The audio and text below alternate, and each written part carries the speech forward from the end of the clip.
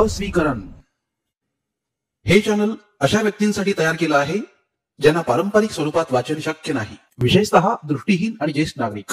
साहित्याचा प्रसार आणि त्याच्या समृद्ध वारशाचे संवर्धन करण्याचा आमचा उद्देश आहे. ही सामग्री पूर्णपणे समाजाच्या भल्यासाठी सादर केली आहे. मूळ लेखकांना योग्य श्रेय देण्यात आले आहे.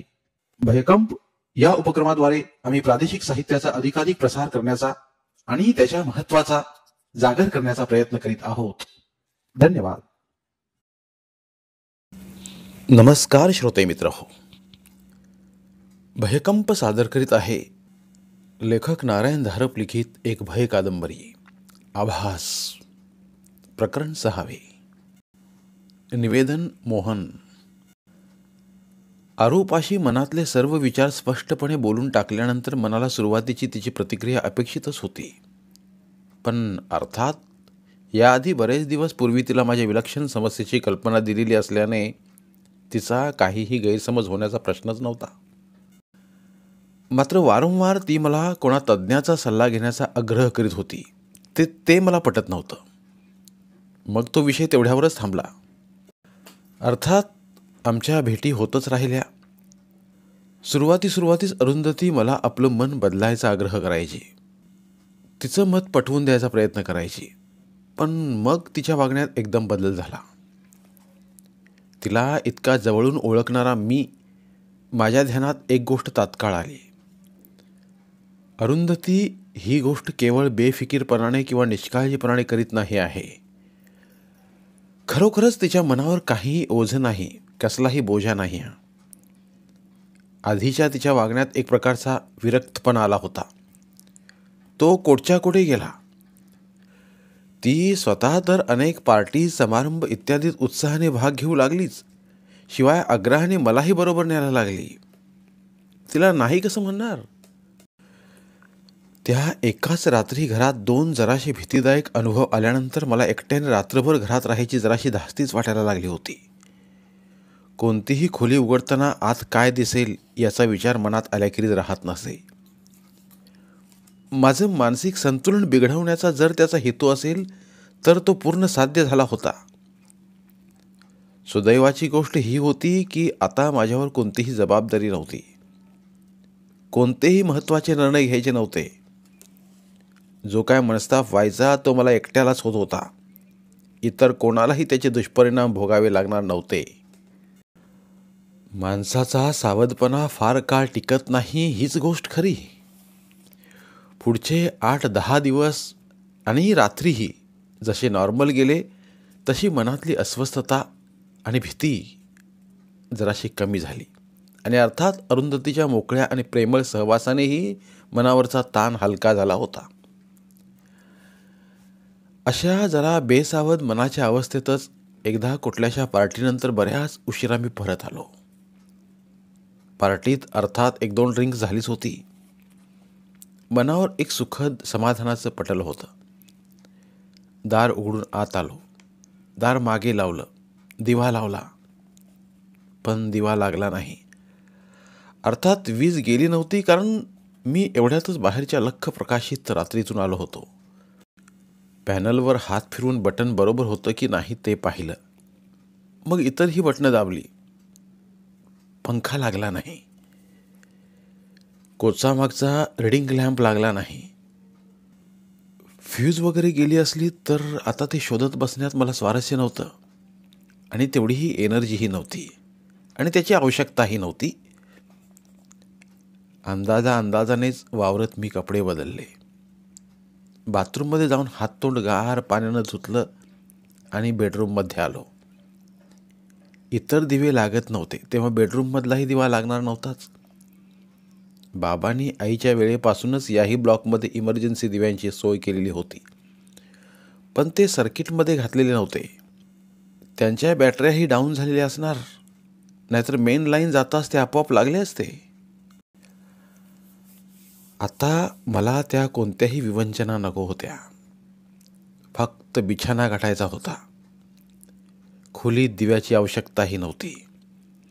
सर्वच वस्तू परिचयाच्या होत्या. पण खोलीत पाय टाकताच काहीतरी वेगळेपणाची जाणीव झाली. आधी पायाखाली मऊ लिनोलियमच्या ऐवजी गार फरशी लागली. आसपासची हवाही गार वाटत होती. मेंदूवर ड्रिंकची जी काही थोडी बहुत नशा होती ती खाडकन उतरली. माझ्या आसपास बेडरूम नव्हती. बेडरूम असती तर अंधार असला तरी ओळखीच्या ठिकाणी काडेपेटी, मेणबत्ती हे सापडलं असतं. आता आसपास ओळखीचं काहीच नव्हतं. मी होतो तरी कुठे? एक हात पुढे करून आणि पावलं खालच्या फरशीवर घासत मी सावकाश सावकाश पुढे निघालो. 5-7 पावलं चालताच हाताला प्लास्टरच्या भिंतीचा स्पर्श झाला. त्या भिंतीचा आधार घेत मी आणखी 5-7 पावलं टाकली. हाताने विजेचं बटन दाबलं. दिवा लागण्याची फारशी आशा नव्हती, पण तरीही बटन दाबलं. खट आवाज झाला आणि दिवा लागला. अगदी डोळे दिपवून टाकणारा प्रकाश. मी बाबांच्या ऑफिस खालच्या तळघरात होतो.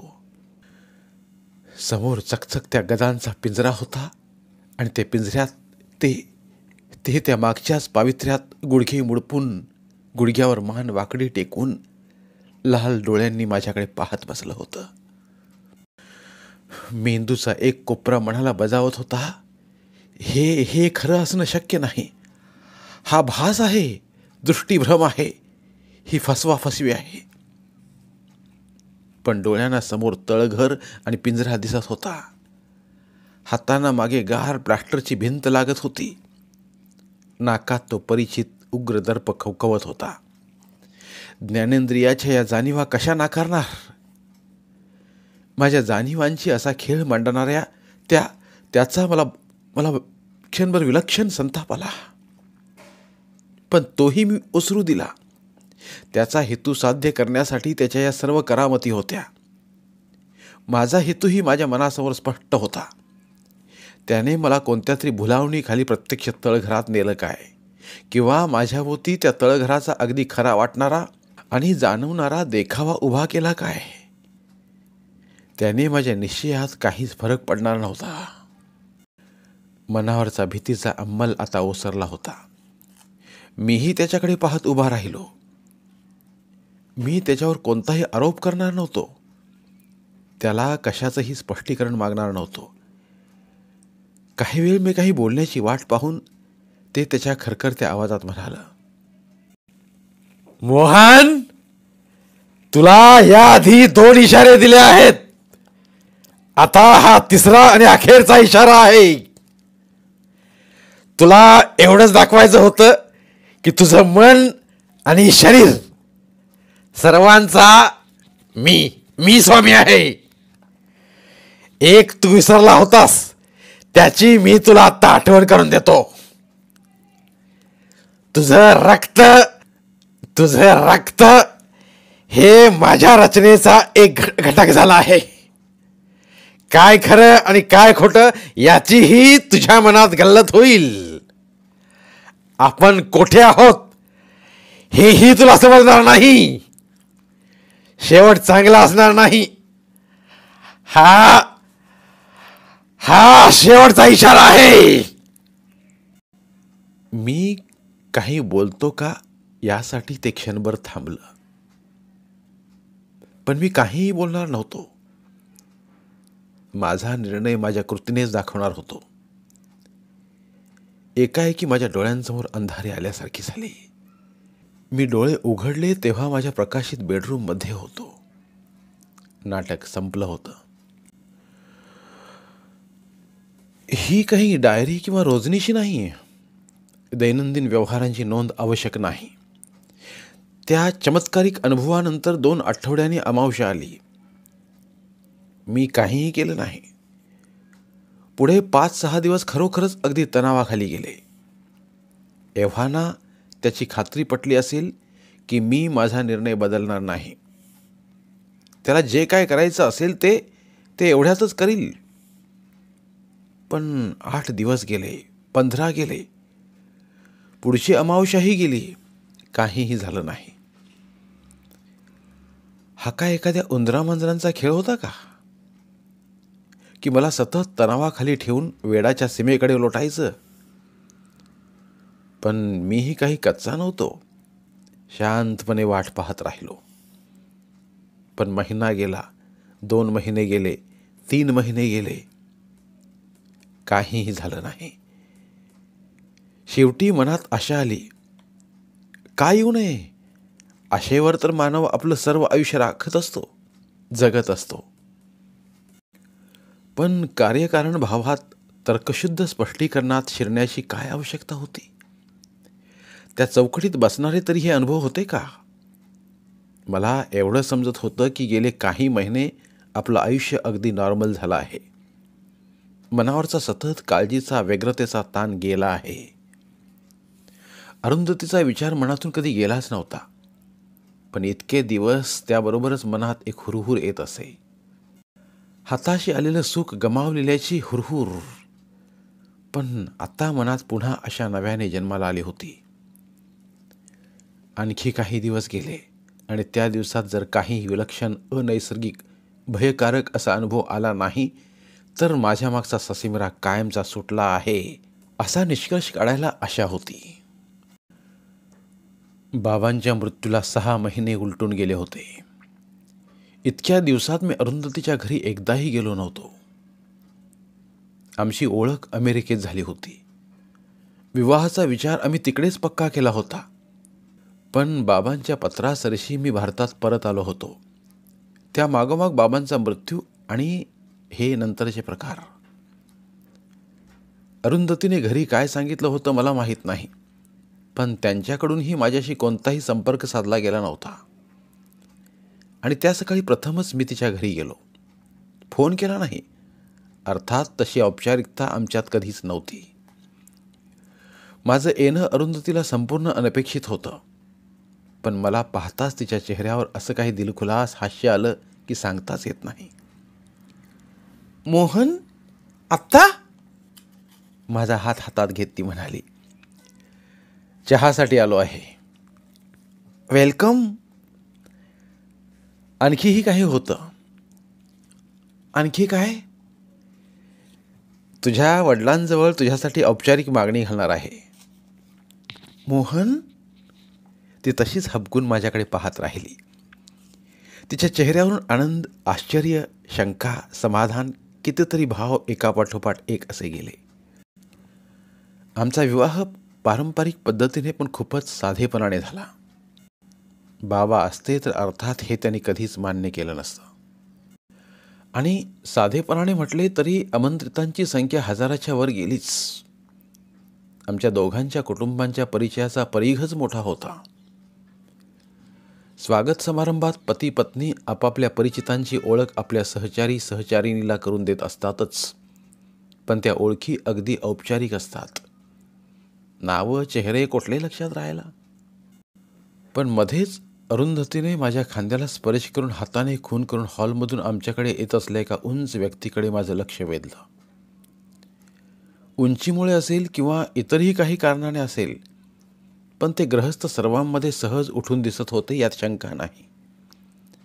त्यांचं लक्ष आमच्याकडे वळताच अरुंधतीने हात उंचावून त्यांना खून केली. आसपासच्या सेंटच्या भपकारणे असेल, दिवसभराच्या झालेल्या दगदगीमुळे असेल, मिष्टान्नाच्या आग्रहाच्या जड भोजनाने असेल, पण मला एकाएकी अस्वस्थ वाटायला लागलं. डोळ्यांसमोर अंधारी आली. जराशी चक्करही आलीशी वाटली. मी मटकन मागच्या खुर्चीत बसलो. कदाचित 2-3 मिनिटांनीही असेल मी डोळे उघडले. आसपासचे लोक मागे सरले होते. स्टेजवरचा मोठा स्टेअर ब्लोअर कोणीतरी माझ्या दिशेने वळवला होता. अरुंधती जरा काळजीच्या नजरेने माझ्याकडे पाहत होती. चेहऱ्यावर घाम आला असला पाहिजे. पंख्याचा वारा गार लागत होता. मोहन, आत्ता बरं वाटतं का? ठीक आहे. जरा चक्कर आल्यासारखं झालं होतं. आय एम परफेक्टली ओके नाव. माझा आवाजच ते सांगत होता. तिच्या चेहऱ्यावरची काळजी दूर झाली. स्वागत समारंभाचा कार्यक्रम पुढे सुरूही झाला. मध्येच कोणीतरी येऊन अरुच्या कानात काहीतरी निरोप दिला. मी येते मिनिटभरात, असं म्हणत ती उठली. स्टेजच्या पायऱ्या उतरून डावीकडच्या मोठ्या दाराबाहेर गेली. माझ्या मित्रांच्या गाड्यात मी इतका गुरफटून गेलो होतो की अरू केव्हा परत आली ते मला समजलंच नाही. रात्रीच्याच फ्लाईटने आम्ही हनीमूनसाठी नॉर्थला जाणार होतो. रिसेप्शन उरकताच आमची सामानाची बांधाबांध आणि निघायची तयारी सुरू झाली. वेळेला जणू पंख फुटले होते. माझ्या मनातून चांगले 3 आठवडे तरी काढायचे होते, पण अरूचा आग्रह होता की आठवड्याच्या आतच परत यायचं. मागाहून वाटलं तर आम्ही पुन्हा जाऊ शकलो असतो, पण आता ती तिच्या मनातून लवकर परत यायचं होतं आणि तिची प्रत्येक लहान सहान इच्छाच पुरी करण्यासाठी तिला मी माझ्या जन्माची जोडीदारीण बनवली होती. प्रवासाचे 2 दिवस वगळता हॉटेलमध्ये वास्तव्यासाठी तसे आम्हाला 3च पूर्ण दिवस मिळाले. त्या 3 दिवसांबद्दल मी एवढंच म्हणतो, ते सर्व दिवस त्यांच्यातला क्षण आणि क्षण आम्ही दोघं एकमेकांसाठीच जगलो. 7व्या दिवशी आम्ही परत आलो. हुशार अरू. आमचा विवाह ठरताच तिने डेकोरेटर्सना ऑर्डरी दिल्या असाव्यात. आम्ही परत येऊन घरात पाय टाकला आणि स्तिमित होऊन मी पाहतच राहिलो. सर्व घराचं स्वरूपच पालटून गेलं होतं. नवीन आकर्षक फर्निचर, नवीन वॉल डेकोरेशन्स, नवीन खरी आणि आर्टिफिशियल प्लांट्स,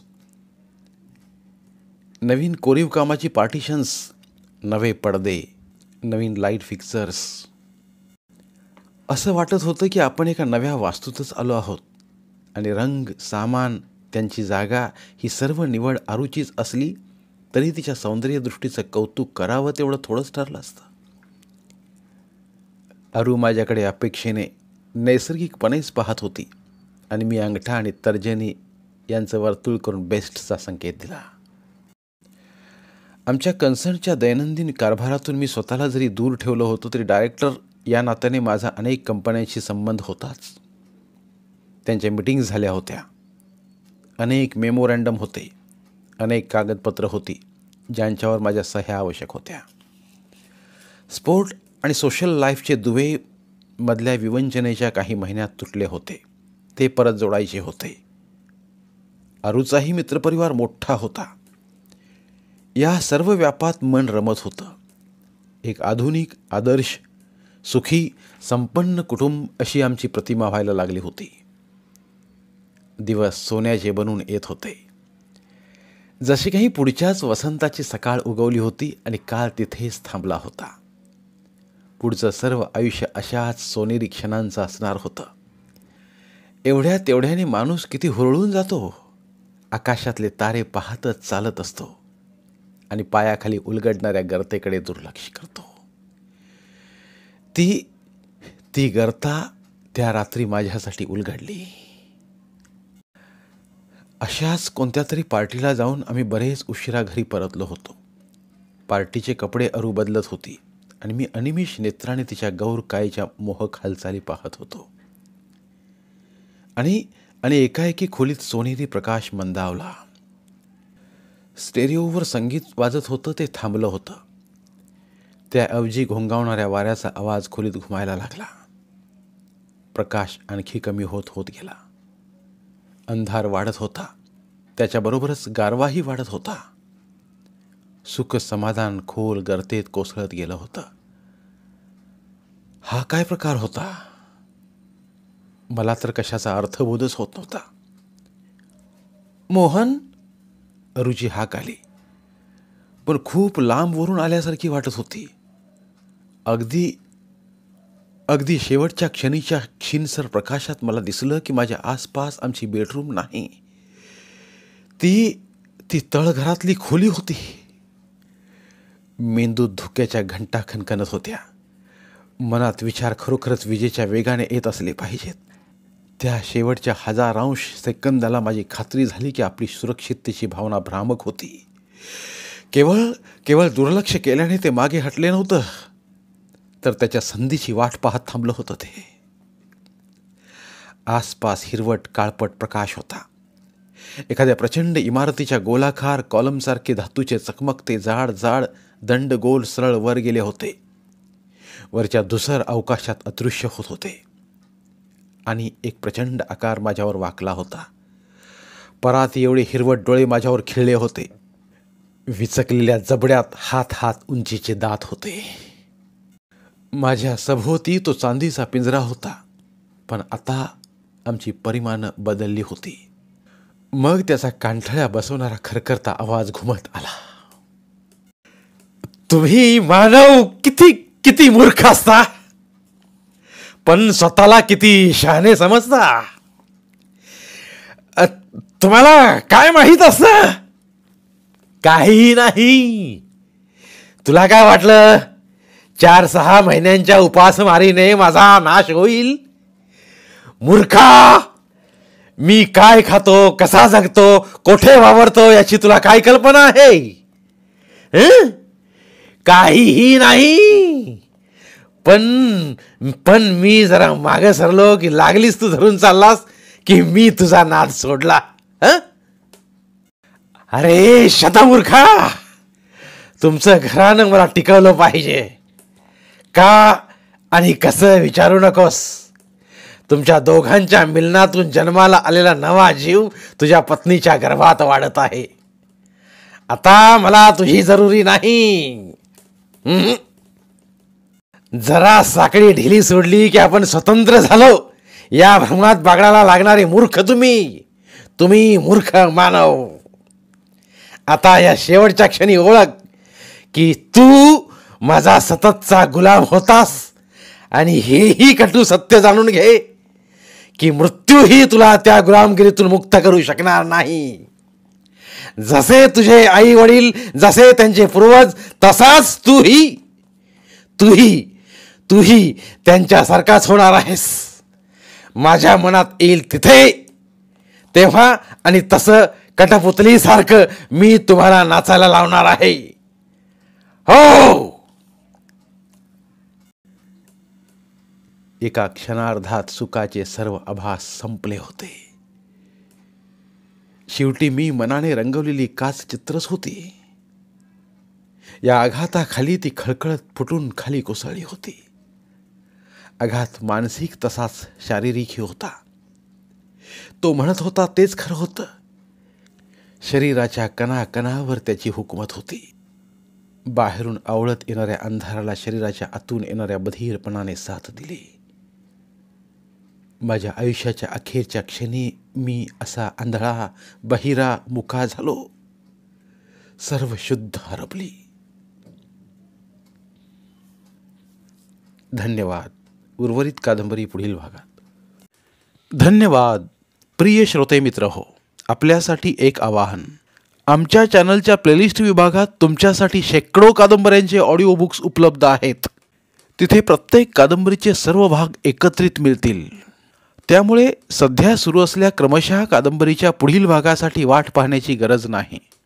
तुमच्या वेळेनुसार तुम्ही संपूर्ण कादंबरी सलगपणे ऐकू शकतात आणि साहित्याचा आस्वाद घेऊ शकता.